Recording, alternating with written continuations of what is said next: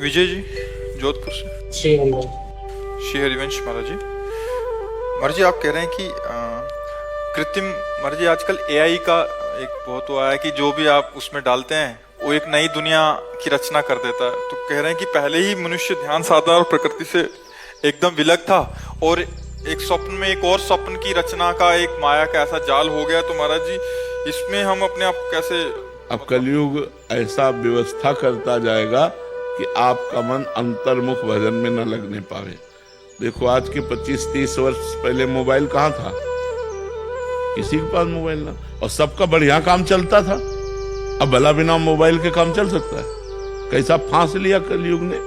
सबके पास मोबाइल, चाहे संत हो, चाहे रिक्शा वाला हो, चाहे पदाधिकारी हो, चाहे किसान हो, किसी के पास भी हो, स्मार्ट के नीचे है ही नहीं। सबके मोबाइल, दिन भर लगे रहो उसी में, न भजन, न शास्त्र स्वाध्याय, न सत्कर्म, उसी में लगे रहो, बस मोबाइल में लगे रहो। अब मोबाइल में भी बहुत चीजें आ गई हैं, बहुत से ऐसी चीजें आ गई, अब सारा समय इसी में जाता है। लोग जो है ना, आप देखो कुर्सी में बैठे मिलेंगे तो उसी में मिलेंगे, अंगुली सरकाते मिलेंगे उसी में मिलेंगे।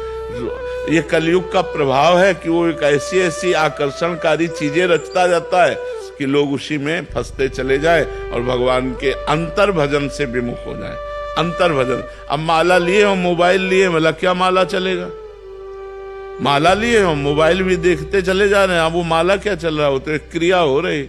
माला तो तब जो नाम जप कर रहे हैं, वही ध्यान में, वही सुन रहे और खूब आनंद से डूबते चले जा रहे, तब तो माला जपो। तो भाई, अब ये चीजें तो कलयुग और आगे आविष्कार आएंगे, ऐसे आविष्कार आएंगे जो भजन विहीन करते चले जाएंगे हमारा सारा मन। अब रामायण पढ़ने में, महाभारत पढ़ने में, भागवत पढ़ने में, वेद पढ़ने में किसका मन लगता है? अब बताओ। इतने लोग बैठे हैं, कौन रोज स्वाध्याय करता है कि रोज सुबह उठकर नहा धो करके वेद का पाठ हो रहा है, संध्या गायत्री हो रही, भागवत का पाठ हो रहा है? कोई बिरला ही करता होगा। सुबह से उठकर मोबाइल में है, कुन्न से बजा, किसका आया देखा, क्या मैसेज हुआ, क्या, इसी में वृत्ति लगी हुई। तो अब और नए नए आविष्कार हो रहे हैं मन को फंसाने वाले। बचाना चाहिए अपने को, बचाकर भगवान के नाम और शास्त्र स्वाध्याय करना चाहिए, जिससे हमारी बुद्धि पवित्र हो। शास्त्र पढ़ते समय माला एक साथ नहीं, हमें लगता है जब शास्त्र पढ़ो तो पूरा ध्यान शास्त्र में क्या कह रहा है, वो ध्यान का विषय एकाग्र होकर, जैसे हम आपसे बात कर रहे हैं, तो अब आप एकाग्र होकर सुनोगे तभी तो पकड़ पाओगे। अगर इसमें एकाग्रता करोगे तो फिर माला में एकाग्रता नहीं हो पाएगी।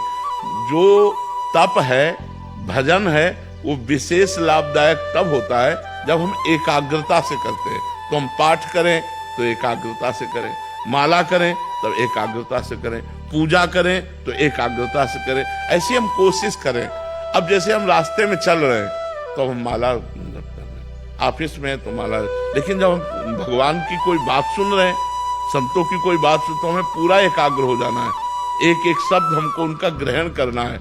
अगर हमें खाली समय मिलता है तो राधा राधा, नहीं तो हम पूरा समय उनकी बात में देते हैं, क्योंकि बड़ा दुर्लभ होता है, संत समागम बड़ा दुर्लभ होता है। तो ऐसे ही शास्त्र स्वाध्याय जब करें तो शास्त्र क्या कह रहा है ये हमारी पकड़ में तो आना चाहिए। अगर माला भी चलाते गए शास्त्र भी, तो ना माला में एकाग्रता है ना शास्त्र में, दोनों पूर्ण नहीं हुए। तो हमको एकाग्रता पूर्वक एक एक कार्य करना चाहिए।